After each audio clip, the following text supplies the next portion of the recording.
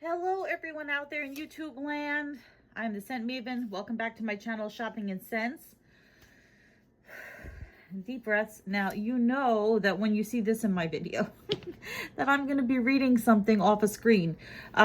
So this is going to be a review of a documentary I watched yesterday, which is called Mystify. And it's about the life of the late lead singer of Inxs, Michael Hutchence. The documentary came out in 2019, and I just watched it yesterday, and I wanted to share my thoughts with you. This is my second time recording this video because I always make them too long, so I'm going to try and speed this up. So I was a big fan of Inxs, as many people were. I do regret that I did not go to see them live when they were around, when Michael Hutchence was still alive. They're one of the few bands that I didn't go see that I wanted to go see. The other one being Billy Idol, and he's still around, so I could still go see him. But anyway, I will say that Mystify was a really eye-opening documentary, and it was so very sad. So very sad. I will just point out a couple of the key things. So a lot of the documentary focuses on the relationships that Michael Hutchence had in his life with his family, with the band, but mostly it seems like the relationships he had with women, because his life seemed to be divided up into these 2-year relationships with these different women, them being just a few of them being Kylie Minogue, Helena Christensen, who you'll remember is that supermodel from the Wicked Games, or Wicked Game Chris Isaac video. Paula Yates, who was the former girlfriend of Bob Geldof. So his life seemed to be one long love affair with just different women. A lot of the movie shows home videos that he filmed of these women, of himself, and they interviewed his family, the band members and stuff. He was with the band from the year that they formed. The Farris brothers started the band in 1977 until his death in 1997. Now, I always thought that, it wasn't what I was expecting. Usually when you watch these like behind the music type rock star documentaries, there's a lot of, groupies and drugs, and, the person usually ends up dying of an overdose or some kind of horrible accident. This video, this documentary, the most eye-opening thing that I never knew about the band is that Michael Hutchence got into an accident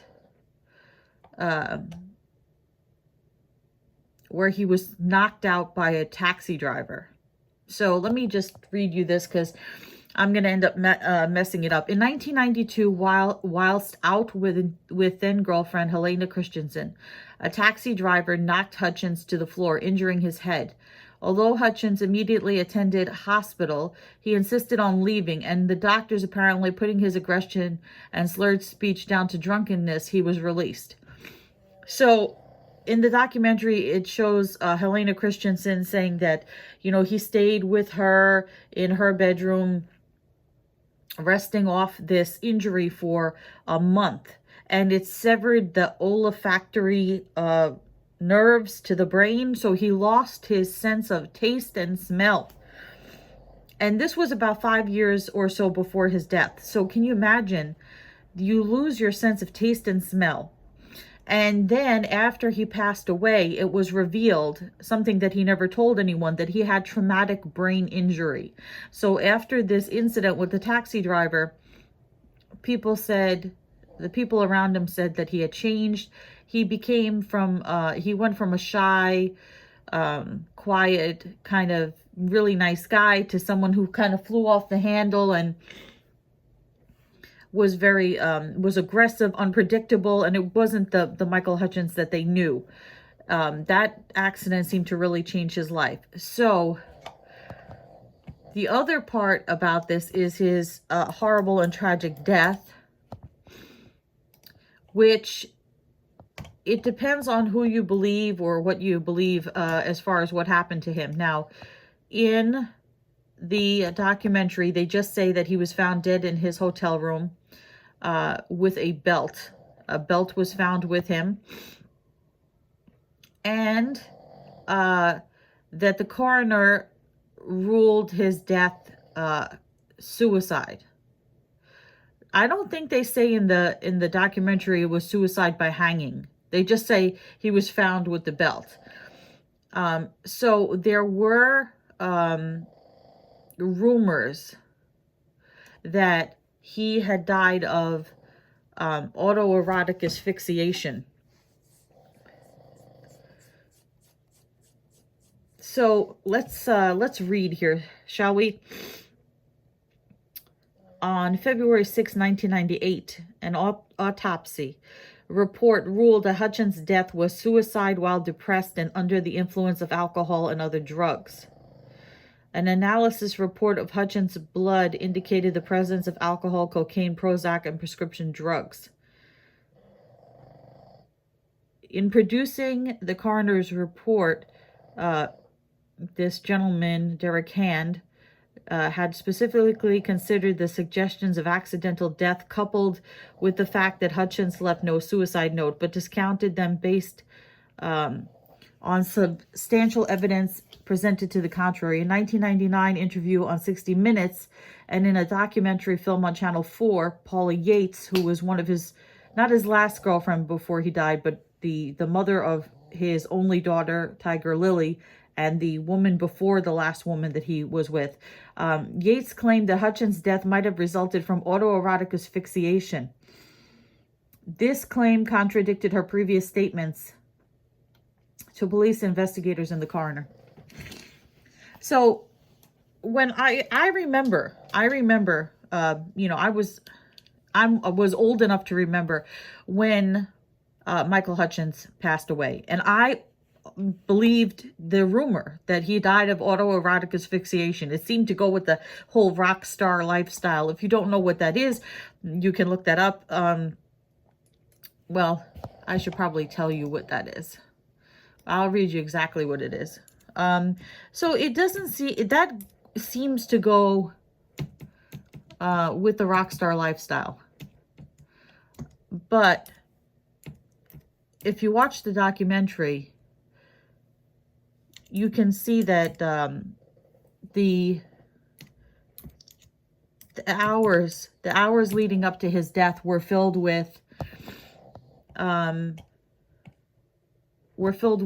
stress and anxiety. And he called different people from hour to hour. He seemed like he didn't know what to do with himself. He was like, you know, anxious and depressed, and he had a lot of things going on in his life, you know, including a fear that he would not be able to see his daughter, Tiger Lily, because of this dispute between Paula Yates and Bob Geldof. So he was very, very depressed during that last moments of his life. It does not seem, from looking at those actions, that autoerotic asphyxiation would be the cause of death. So autoerotic asphyxia, and I'm quoting here, is a method of increasing sexual excitement by restricting the oxygen supply to the brain, usually by tightening a noose, probably around the neck here.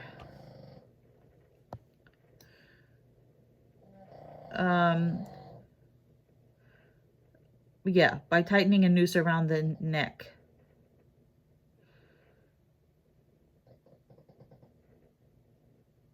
So it says, although usually associated with hardcore sexual masochists, it often arouses interest among the less experienced, curious schoolboys and young men keen to experiment with masturbation in the belief that the practice heightens sensation at orgasm. While rumors about how and why they do it abound,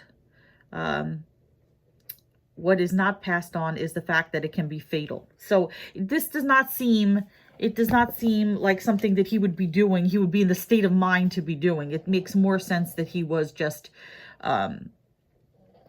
very depressed and just made a terrible, terrible mistake, a terrible decision that maybe, you know, if one of those people he called had come to see him earlier or something, maybe it could have been prevented. I don't know. I don't know. But the world lost a really amazing talent. And the fact that Inxs then went, well, they went a year without performing, and then they do that horrible rock star Inxs in 2005 where they go to replace Michael Hutchence by having this show where they have 15 contestants vie to replace him. How do you replace somebody that's been part of the band for 20 years, such a massive mega talent like Michael Hutchence? It's like trying to replace Jim Morrison or John Lennon. It just not possible. If they wanted to continue on as, you know, as a band, they could have called themselves the Farris Brothers like they had wanted to in the beginning, and just call themselves something else and leave the Inxs legacy with Michael Hutchence alone. Instead, they pick up this new singer, J.D. Fortune, and they release an album of all things called Switch. And it has a picture of a light switch on the album cover, as though they could just, you know, snap their fingers. I can't snap my fingers. Snap their fingers and just switch from Michael Hutchence to J.D. Fortune. I don't know what they were thinking. So yeah, the documentary, would I recommend it? It's very eye-opening, but it's also extremely sad, and it's not something that I could see myself watching more than once.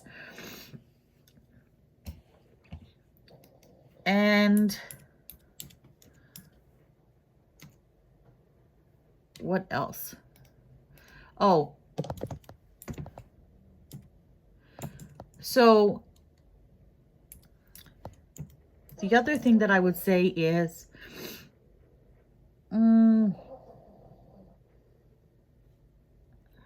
what else did I want to say? Oh, the really sad thing, I mean, other than, there are so many sad things. Another sad thing was the band started to go downhill after the success of their album X. They did Welcome to Wherever You Are, Full Moon, Dirty Hearts, and Elegantly Wasted. So they weren't as popular as they were at the height of their success. I believe it was at the Billboard Awards that Michael Hutchence was presenting an award to Oasis, and one of the members of Oasis, I don't remember which one, when the Gallagher brothers, who knows which one is which, said to Michael Hutchence, has-beens should not be presenting awards to gonna-bees. And I thought that was just the most vicious, just vicious, cruel, kicking a man when he's down, horrible thing that they could have said. I mean, we know what kind of people they are, and they asked Michael Hutchence about it afterwards, and he was you know, he was like, oh, you know how they are. But I could tell, well, I could tell, like, I knew him. You could tell that he was really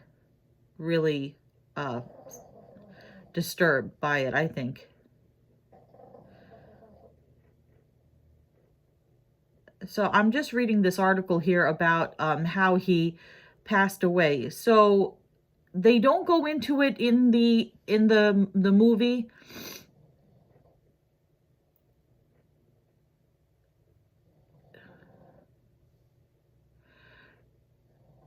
So it says here in this article in the Daily Telegraph, the detectives found the bath filled with water, as if Hutchence had been preparing to have a soak before he hanged himself with a belt. The maid could not get in because he was behind the door, and as she pushed the door, the belt snapped and he fell down. Coroner Derek Hand determined that a depressed and drug-affected Hutchence had taken his own life, upset over a battle for custody of his girlfriend Paula Yates' children, which was opposed by her former husband, singer Bob Geldof. The result meant his own daughter to Yates, 16-month-old Tiger Lily could not come to Australia from the UK to visit him for Christmas. But Yates never accepted the coroner's suicide finding, instead insisting that his death by hanging was an autoerotic sex game gone wrong.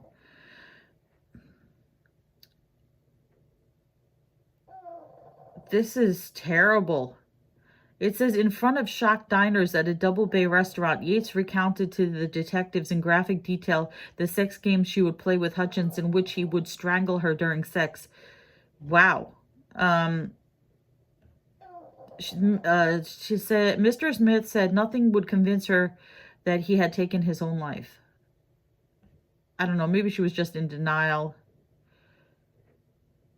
It's just so horrible. I'm glad they left that out of the documentary, because I don't think it's true. I don't think it's true, and I don't think they should perpetuate this. Anyway, that's my thoughts on the movie. If you have not heard of Inxs, I definitely would suggest checking them out. They have so many amazing songs, so many amazing music videos. I'm going to link some of the stuff down below. I would say that my favorite songs would be What You Need, New Sensation, and Suicide Blonde. But their very first song, Just Keep Walking, is underrated. They have other songs, Original Sin, Listen Like Thieves, so many that are overlooked. A lot of people just remember Devil Inside and Need You Tonight, but I think that they have many more songs than that are great. So I will leave it up to you to decide. I will just say this, what is my thought on this documentary? It is so very sad. So very sad.